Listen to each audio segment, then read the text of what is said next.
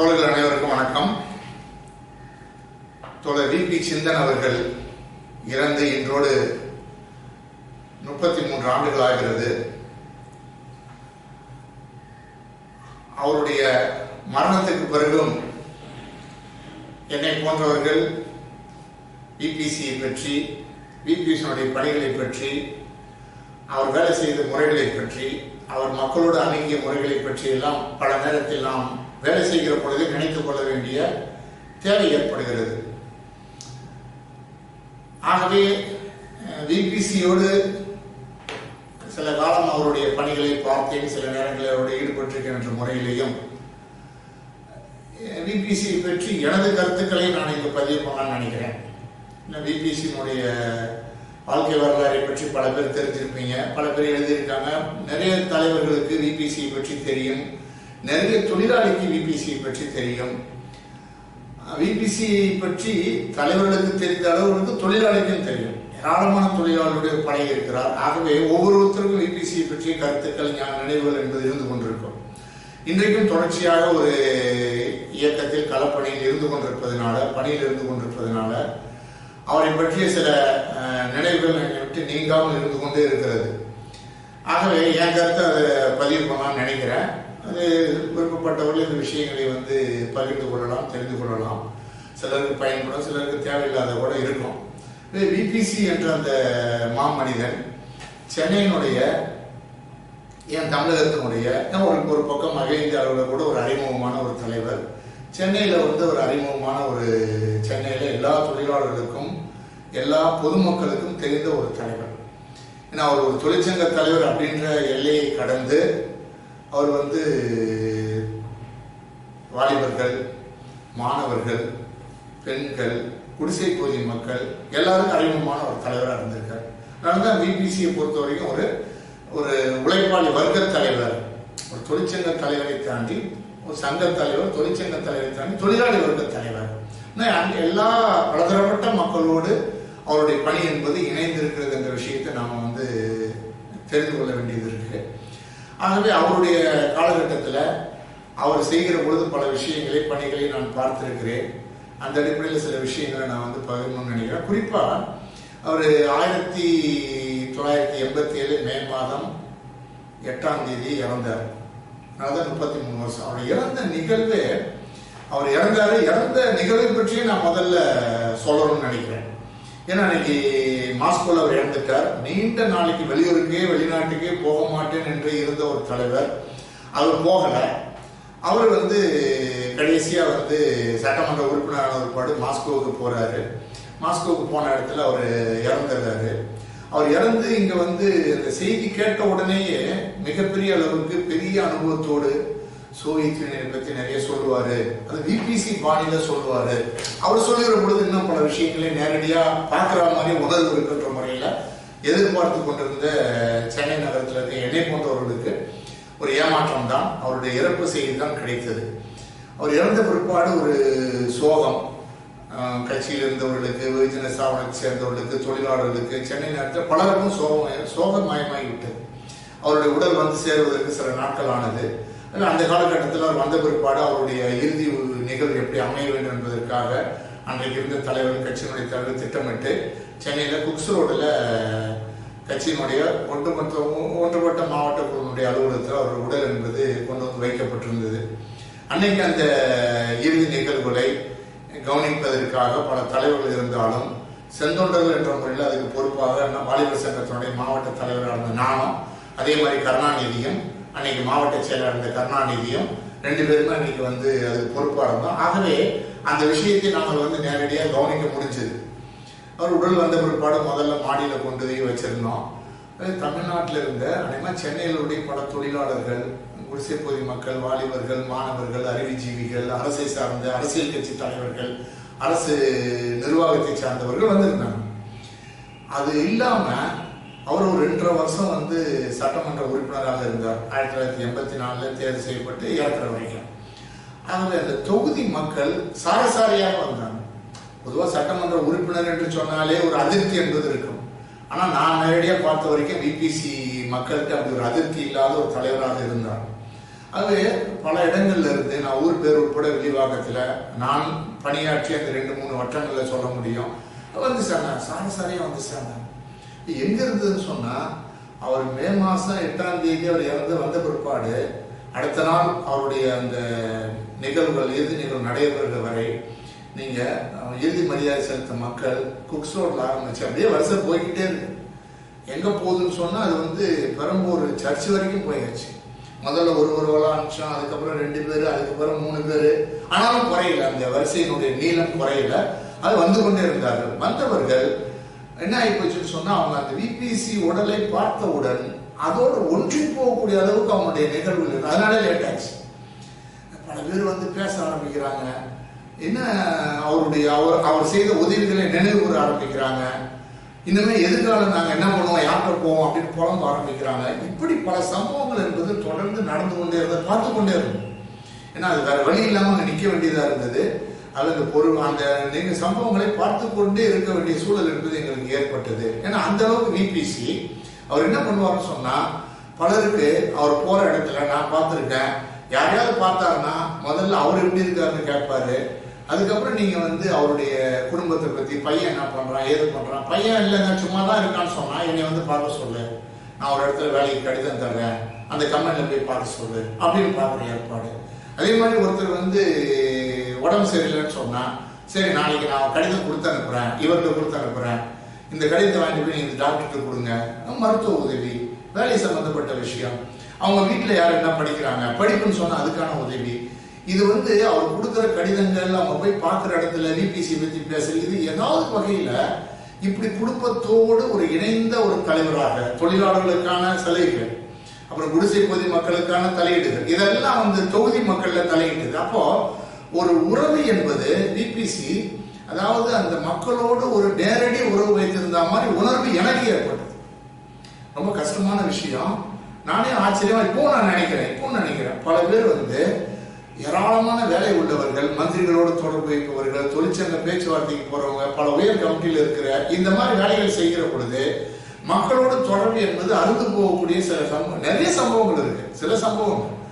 ஆனா விபிசி இந்த பணிகளோடு சேர்ந்து அன்றாட மக்கள் பிரச்சனைகள்ல மக்களோட தொழிலாளி தொடர்பு வச்சுக்கிட்டாங்க. வீட்டுல தொழிலாளி ஆபீஸுக்கு வந்தா 10 பேர் இருப்பாங்க, இல்ல எங்கன்னா போனாருன்னா அங்க ஒரு 10 பேர் இருப்பாங்க.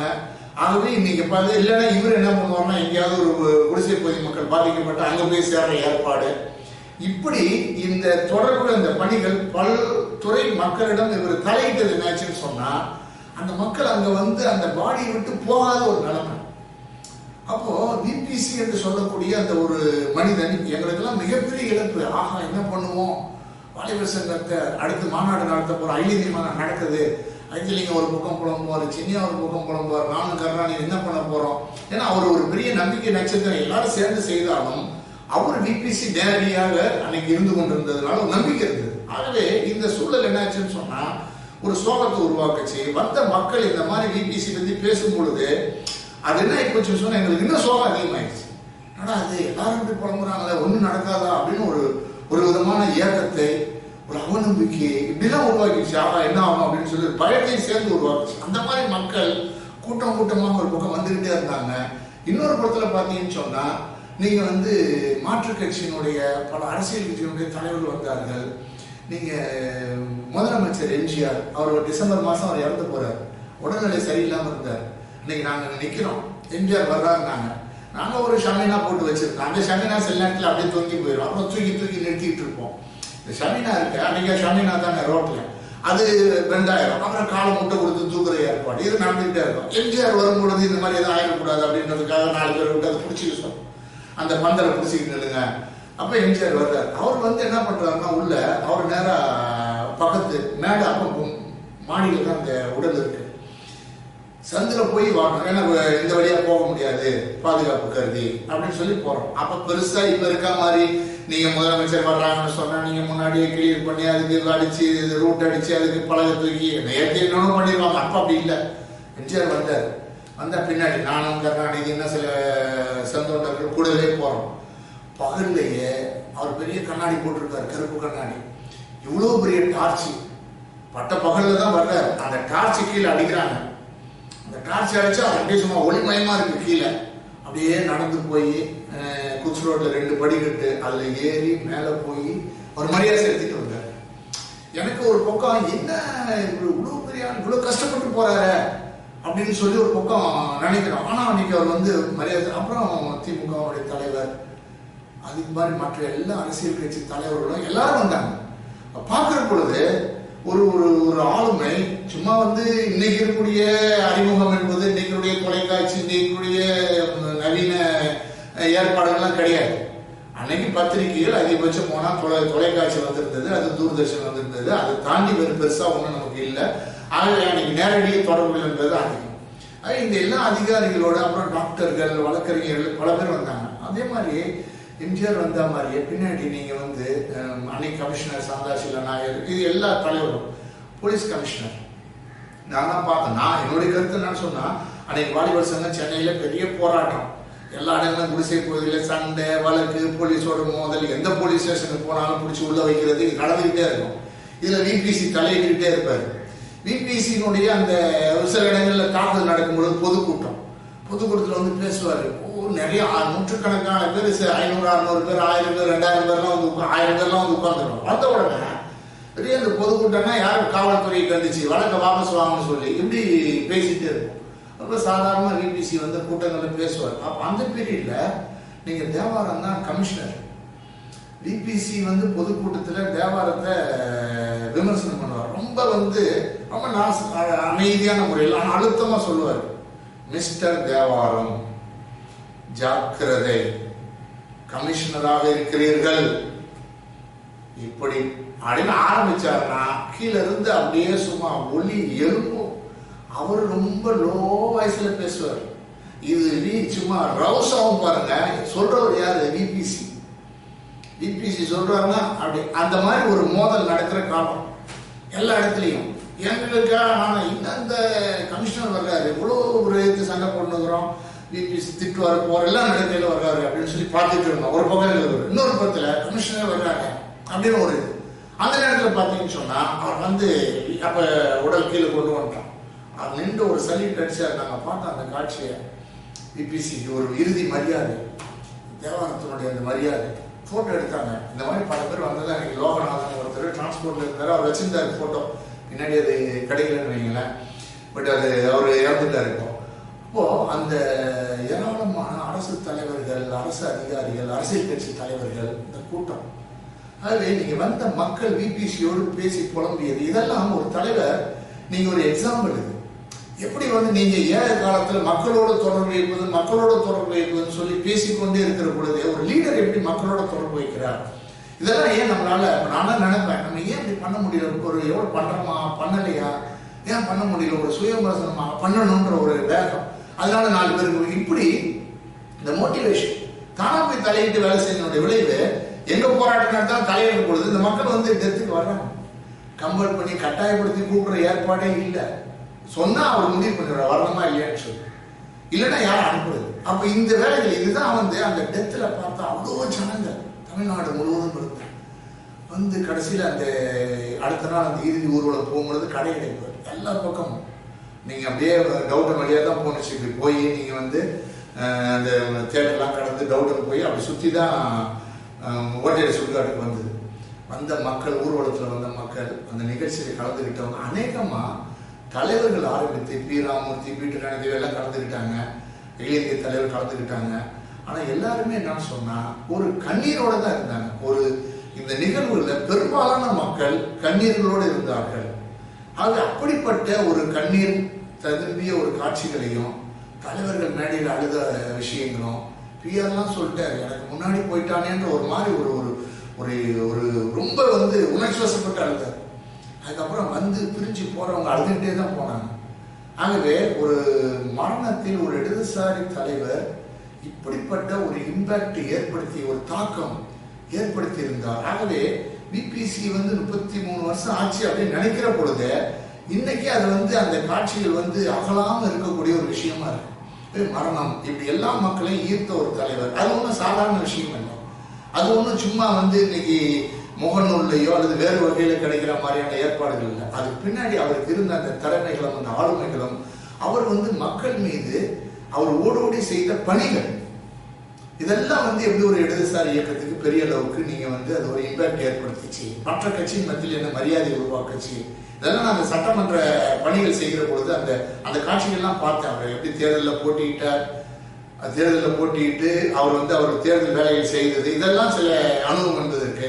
சட்டமன்ற உறுப்பினராக இருந்து செய்த பணிகள், அதுக்கப்புறம் அதிகாரிகளோடு அப்ரோச் பண்ணது, இப்படி சில பணிகள் இருந்தது.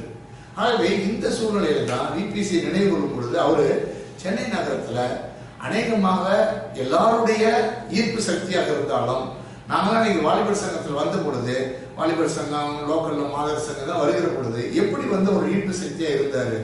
ரொம்ப சுத்தமா இருக்கணும்னு நினைப்பாரு, அவரு ரொம்ப சுத்தமா இருக்கணும்னு நினைப்பாரு. தாடி வச்சிருக்கால பார்த்தா பிடிக்காது, ஆனா நான் தாடி வச்சிருக்கேன், என்னைய தாடின்னு தான் கூப்பிடுவாரு, இப்படி தாடி வான்னு சொல்லி தான் கூப்பிடுவாரு. ஆனா பல பேரை தாடி வச்சிருந்தா கூப்பிட்டு 2 ரூபா காசு கொடுத்து, 2 ரூபா அன்னைக்கு 2 ரூபா காசு கொடுத்து போய் சேவிங் மட்டும் உள்ள வாங்குவார்.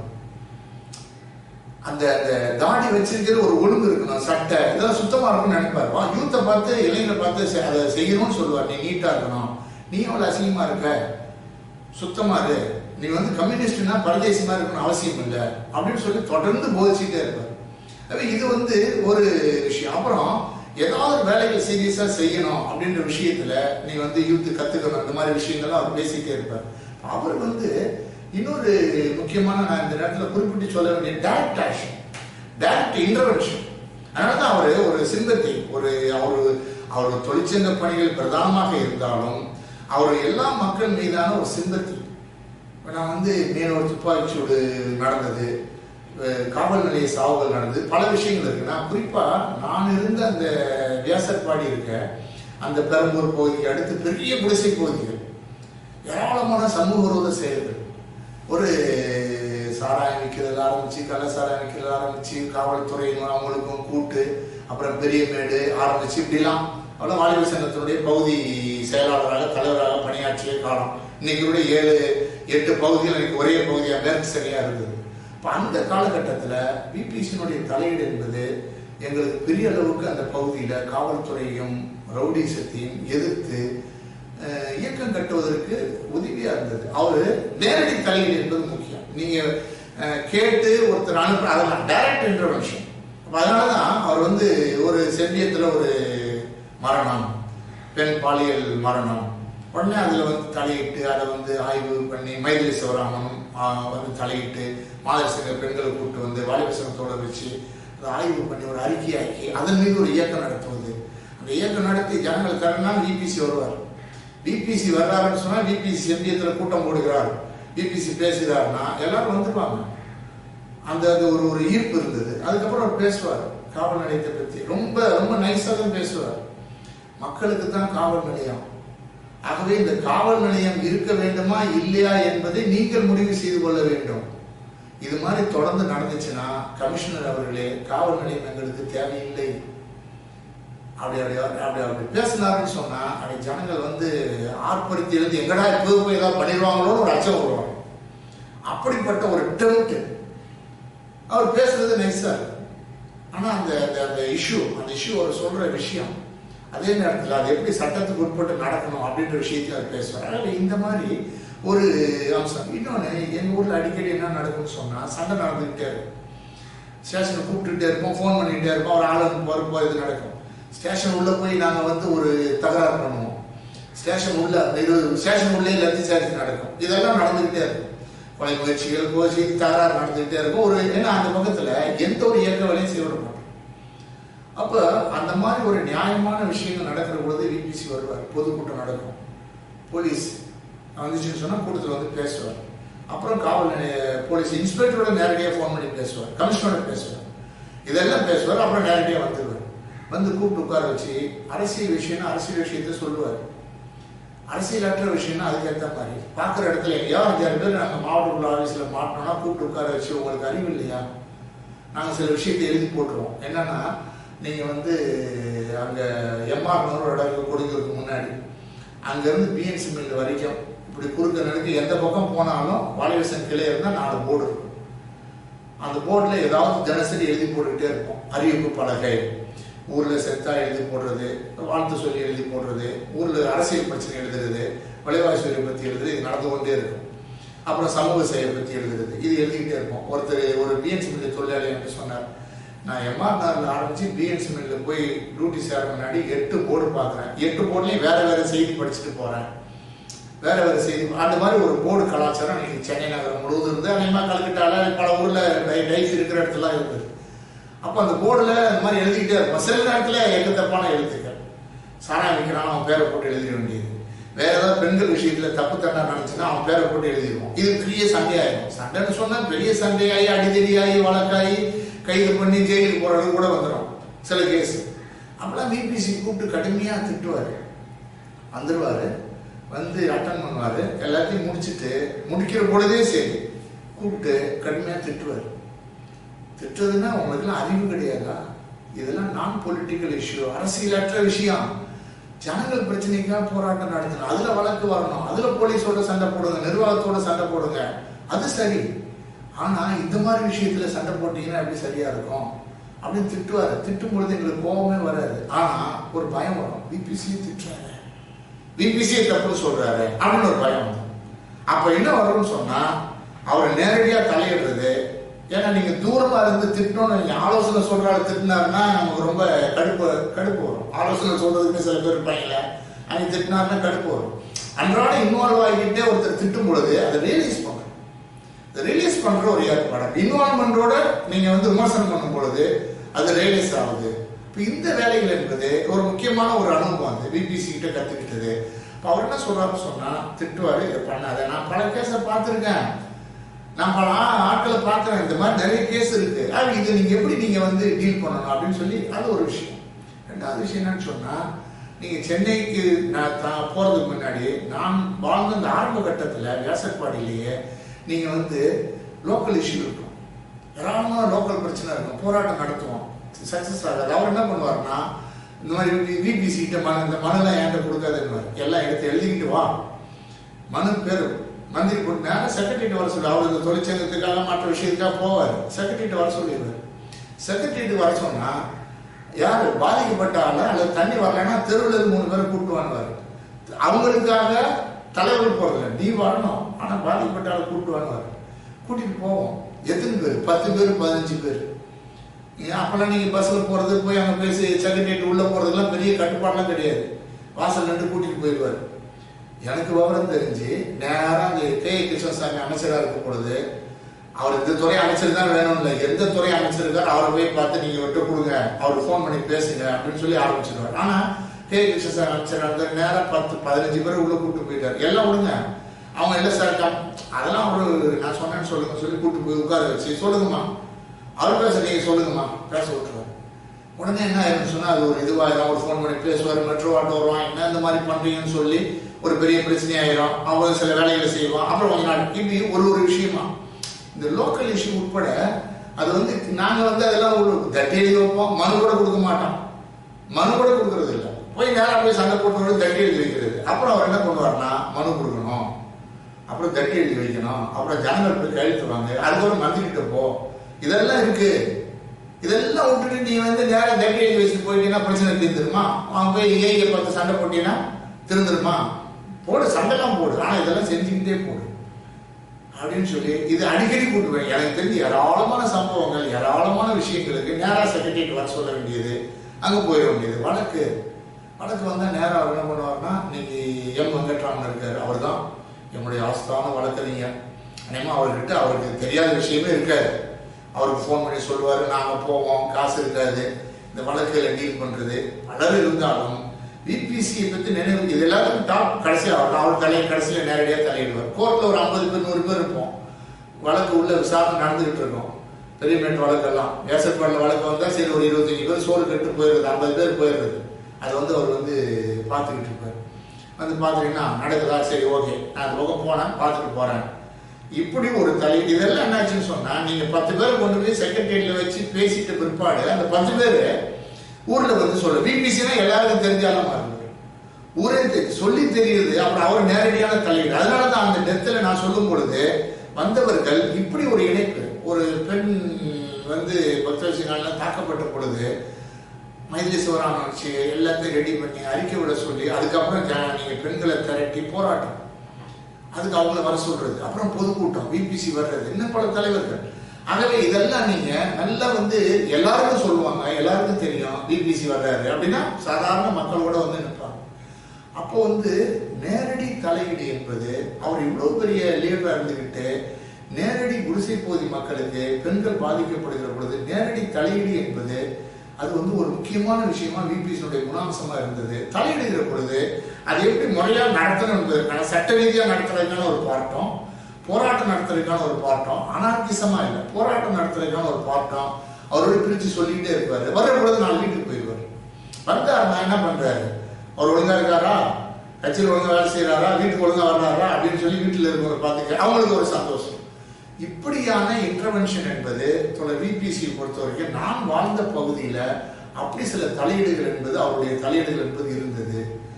இது ஒரு முக்கியமான விஷயமாக நாம் பார்க்கணும். அடுத்து என்னன்னு சொன்னா, அந்த வியாசர்பாடி வட்டாரத்துல நிறைய தொழிற்சங்கங்கள் இருந்தது. ஒரு வேற எந்த விதமான இதை விட கூடுதலாக அந்த சாஸ்திரினர், பத்வஜினாலே சர்மானார் உருவான கிளை, லூர்துன்னு ஒருத்தர் இருந்தார், அவர் தான் கிளையை ஆரம்பிச்சாரு. ராமன் ஒருத்தர் இருந்தார், 2 பேருமே ரொம்ப முக்கியமான அடிப்படையான தோழர்கள். அவங்க ஆர்கனைஸ் பண்ணாங்க. அப்புறம் கிருஷ்ணன் சொல்லி நீங்க அவர் தான் அப்புறம் பின்னாடி பகுதி செயலாளராக, மேற்சனை பகுதி செயலாளர் கே கிருஷ்ணன் இருந்தாரு, மாவட்ட செயலாளர் பணியாற்றிருக்காரு.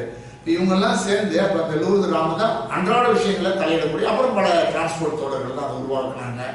இதெல்லாம் சேர்ந்து நான் சொன்ன அந்த கிளை ஏராளமான தொழிற்சங்க விஷயங்கள்ல தலையிடும். அங்கிருந்து 100 பேர் 200 பேர் ஒரு 10 கிளை கட்டப்பட்டது. எல்லாம் சாராயத்தை எதிர்த்து, எல்லாமே ரவுடிசத்தை எதிர்த்து, ஜனங்களுக்கு அன்னைக்கு பெரிய பிரச்சனை அது. அதை எதிர்த்து போராட்டம் நடத்துவது, அதுக்கு எதிராக ஜனங்களை திரட்டுறது, இதெல்லாம் அன்னைக்கு பெரிய மக்களுக்கு வித்தியாசமா இருந்தது. கம்யூனிஸ்ட்காரனா மோசம்னு சொல்லி அது இன்னொரு பார்ட்டு, அது அங்க இருக்கக்கூடிய கம்யூனிஸ்டுகள் போகாதீங்க, அது ஒரு பிரச்சாரம். ஆனா அந்த சூழ்நிலையில நீங்க இந்த மக்களை திரட்டி ஒவ்வொரு பகுதியா விரிவுபடுத்துற ஏற்பாடு வருகிற பொழுது தொழிலாளர்கள் பாதிக்கப்பட்டாலும் தலையிடுவது. அது அதுல முதல்ல சொல்ல வேண்டிய விஷயம் என்னன்னு சொன்னா, பிஎன்சி மில்லு அங்க ஏதாவது வேலை நிறுத்தம் ஏதாவது நடந்து நம்ம தோழர்களை தாக்குதலாம் பாதுகாப்புக்கு போறது, அம்பத்தூர் தொழிற்சங்க பிரச்சனை ஏற்பட்டு போகுது. அதுக்கப்புறம் அங்க இருக்கக்கூடிய மேக்சிமம் கட்சி தோழர்கள் இவங்க வேலை செய்து சாப்பிட்டு போட்டுறது பெரிய தொழில் கிடையாது. மூட்டை தூக்குற தொழில், பராம பஜார்ல கொஞ்சம் தொழில், அப்புறம் காய்கறி வியாபாரங்கள் இந்த தொழில். அது அந்த சாப்பிட்டு போட்டுறதுல மூட்டை தூக்குறது தான் ஒரு பெரிய தொழில். அது அங்க போன பிற்பாடு அங்க கூலி சரியா கிடைக்கலன்னு சொல்லி நீங்க அங்க ஒரு சங்கத்தை உருவாக்குனதுல அந்த பகுதி தோழர்கள். அதே மாதிரி இன்னொரு அதுல நிறைய அடிதடி மோதல் வழக்கு ஒரு பக்கம், அதுல PG K Krishnan, S Venkatraman, அதுக்கப்புறம் அன்னைக்கு இதோடு சேர்த்து தொழில் விபிசி இந்த தலைவர்கள். இன்னொரு படத்துல பாத்தீங்கன்னு சொன்னா, நீங்க கரிமேட்டருடைய மின்சார வாரியம், அங்க கான்ட்ராக்ட் லேபர்ஸ் பேசல் பிரிட்ஜில் அங்க ராஜன் ஒருத்தர் இருந்தாரு, பாக்கியநாதன் ஒருத்தர் இருந்தாரு. அப்போ அங்க ரவுடிகள் அதிகம். அந்த தொழிற்சங்கத்தை கட்டினதுல இங்க இருந்து வியாசர்பாடியில் இருக்கக்கூடிய இந்த கட்சி தோழர்கள் நேரடி தலைவர் விபிசி சொல்லிட்டாரு, அல்லது சிஐடி சொல்லிடுச்சு, அல்லது கட்சி சொல்லிடுச்சுன்னு சொல்லி போறது. அந்த சங்கம் உருவாக்குனதுல பல பேர் வழக்கு கொண்டே இருக்கும். அதே மாதிரி நீங்க அப்படியே போனீங்கன்னு சொன்னா, எம்ஆர்எல் அந்த பக்கம் மணலில அங்க போய் கருங்காலி வேலை செய்யக்கூட இங்க கூடியிருப்பான் மூலக்கடையில, அவங்கள போய் பார்த்து பேசுறது, கொஞ்சம் எச்சரிக்கிறது, கொஞ்சம் பிரச்சாரம் செய்வது, அப்புறம் இது மாதிரி பண்ணக்கூடாது. இது அவங்கள அதுல தனிமைப்படுத்தக்கூடிய வேலைகள், நேரடி தலையீடு இந்த வேலைகளும். அது ஒரு மாதவரம் போக்குவரத்து வேலை நிறுத்தம் நடந்தா அந்த பகுதியில் போக்குவரத்து தொழிலாளருக்கு ஆதரவாக பஸ் ஓடக்கூடாது, அவ்வளவுதான்.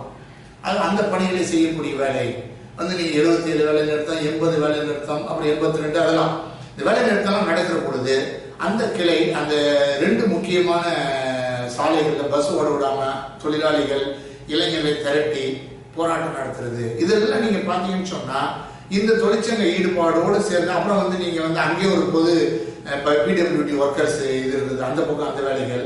வியாசர்பாடியில் ஒரு சின்ன எஸ்டேட் இருந்தது, அதுக்குள்ள அப்புறம் சின்ன சின்ன கம்பெனிகள் மூலக்கடையில. இதெல்லாம் என்னன்னு சொன்னா உங்களுக்கு அந்த வேற எந்த கிளைகளுக்குமே கிடைக்காத ஒரு புதிய எக்ஸ்பீரியன்ஸ். என்னன்னா அதெல்லாம் பல பேர் என்ன தொழிற்சங்க தலைவராக, தொழிற்சங்க சம்பந்தப்பட்ட விஷயங்கள் இதெல்லாம் தலையிடக்கூடிய வாய்ப்பு. அது விபிசி நேரடியாக தலைவராக இருந்ததுனால அதுக்குள்ள செயல்படக்கூடிய அம்சம் என்பது இருந்தது.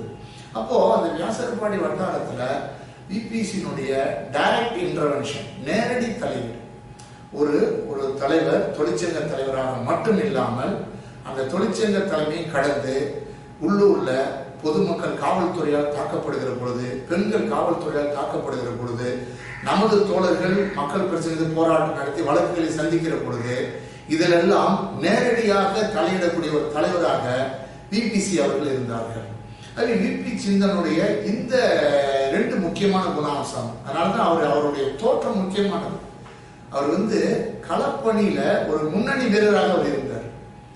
ஒரு வழக்கத்தால அவருடைய முக்கியமான அம்சம், அவர் நல்லா நீட்டா இருப்பாரு, சுத்தமா இருப்பாரு. அவர் வசீகரமான அந்த முகம், மென்மையான குரல், அழுத்தமான வார்த்தைகள், சமரசம் செய்யாத போக்கு, இதெல்லாம் அவர்கிட்ட இருக்கக்கூடிய ஒரு விஷயம். இந்த போக்குகள் எல்லாம் பார்த்த உடனேயே அவர் பேசுற முறையில, விசாரிக்கிற முறையில இருக்கும். ஆகவே அந்த மாதிரி ஒரு தலைவர் ஈடுபட்டதுனாலதான் வியாசர்பாடி மாதிரி ஒரு இடங்கள்ல நீங்க பல லீடர்ஸ் இன்னைக்கு உருவாகியிருக்காங்க அந்த ஏரியால இருந்து. அந்த அந்த அந்த உருவாக்கத்துல, அவர் உருவானதுல ஆனால் விபிசி நேரடியான தலையீடும் அவருடைய வழிகாட்டுதலும் ரொம்ப ரொம்ப முக்கியமானது. தொழிற்சங்க தலைமையெல்லாம் தாண்டி, அதையெல்லாம் தாண்டி அவர் கீழே அந்த மக்களோடு இணைந்த ஒரு விஷயம். அதுல வேற மற்றவர்களுக்கு நிகரன்னு சொல்லவே முடியாது. மைதிலி சிவராமன் ஒரு குறிப்பிட்ட அளவு கடுமையான முறையில் ஈடுபட்டிருக்கிறார்கள். அமைப்பாக பல பேர் அமைப்பாக ஈடுபட்டிருக்கிறார்கள். ஆனால் இதை தாண்டி விபிசியை நினைவு கூறுகிற பொழுது இது ஒரு முக்கியமான அம்சமாக இன்னைக்கு நினைவு கூற வேண்டி இருக்கிறது. இது தவிர விபிசி மற்ற குணாம்சங்கள் நிறைய நம்ம சொல்ல வேண்டி இருக்கு. அவர் எப்படி சென்னையில வியாசர்பாடி துப்பாக்கிச்சூடு, மீனவர் போராட்டம், வாலிபர் சங்கத்தின் மீது சென்னை நகரம் முழுவதும் நடைபெற்ற வழக்குகள், 1986 நடந்த 86 தண்ணீருக்கு எதிரான போராட்டங்கள், அவர் 87 இறந்து போறாரு. 86 தீவிரமான தண்ணீர் போராட்டம். அதுக்கப்புறம் நாங்கள் வெளியில போகும் பொழுது, விஜயவாடா சுந்தரையார் மரணத்துக்கு போகும் பொழுது, கல்கத்தா மாநாட்டுக்கு போகும் பொழுது, அவர் திருவாரூர் மாநாட்டுக்கு வந்த பொழுது, இப்படி ஏராளமான சம்பவங்கள், அவரிடமிருந்து கற்றுக்கொள்ள வேண்டிய சம்பவங்கள் ஏராளமா எனக்கு இருந்தது. நான் இன்னைக்கு அதை பார்க்கிறேன். அது அந்த அடிப்படையில் தான் தோழர் விபிசி அவருடைய இந்த 33 ஆண்டு நினைவுகள் இந்த ஒரு 2-3 விஷயத்தை நம்மளுடைய கவனத்துக்கு பதிவு செய்ய விரும்புகிறேன். அடுத்த வீடியோல, அடுத்த ஒரு நாட்கள்ல மீண்டும் அவர் வாலிபர் சங்கத்துக்கு தலையிட்டது, அதுல செய்த பணிகள் என்ன என்பதையும், அதே மாதிரி இன்னும் சில துப்பாக்கிச்சூடு, சென்னையில் மக்கள் மீனவர் போராட்டம், மற்ற விஷயங்களை செய்த தலையீடுகளையும் எனக்கு தெரிந்ததையும், அப்புறம் சட்டமன்ற பணிகள் முக்கியமானது, அதையும் கவனத்துக்கு கொண்டு வர வேண்டி இருக்கிறது. ஆகவே ரொம்ப நேரம் ஒரே நேரத்தில் பேசினாலும் இன்னைக்கு கேட்கறதுக்கான வாய்ப்பு கிடையாது. போர் அடிக்கிறது நிறுத்திடுவாங்க. 20-25 நிமிஷத்துக்கு மேல 20 நிமிஷம் பேசுறதே பெரிய விஷயம். இதுவே இப்போ 105-6 நிமிஷம் அதிகமாயிடுச்சு. அது ஒரு 20 நிமிஷம் 25 நிமிஷத்துல சில வீடியோக்களை ஒரு 4-5 பகுதியாத்தோட விபிசி அவருடைய நினைவுகளை, எனக்கு தெரிந்தவரை அந்த நினைவுகளை பரிமாறிக்கொள்ளலாம்னு சொல்லி நான் விரும்புகிறேன். ஆகவே சில இதில் சில பேர் இது பிடிக்கலாம், சில பேருக்கு பிடிக்காமல் இருக்கலாம். ஆகவே பிடித்தவர்கள் இங்கே பார்த்து தெரிந்து கொள்ளலாம், பிடிக்காதவர்கள் விட்டுவிடலாம் என்ற அடிப்படையில் இந்த வீடியோக்களை நான் தொடர்ந்து அடுத்த 2-3 வீடியோக்களை பதிவு செய்ய விரும்புகிறேன்னு சொல்லி இந்த வீடியோவை இத்தோடு நான் முடித்துக் கொள்கிறேன். கேட்கிற தோழர்களுக்கு என்னுடைய நன்றியை தெரிவித்துக் கொண்டு முடித்துக் கொள்கிறேன். நன்றி, வணக்கம்.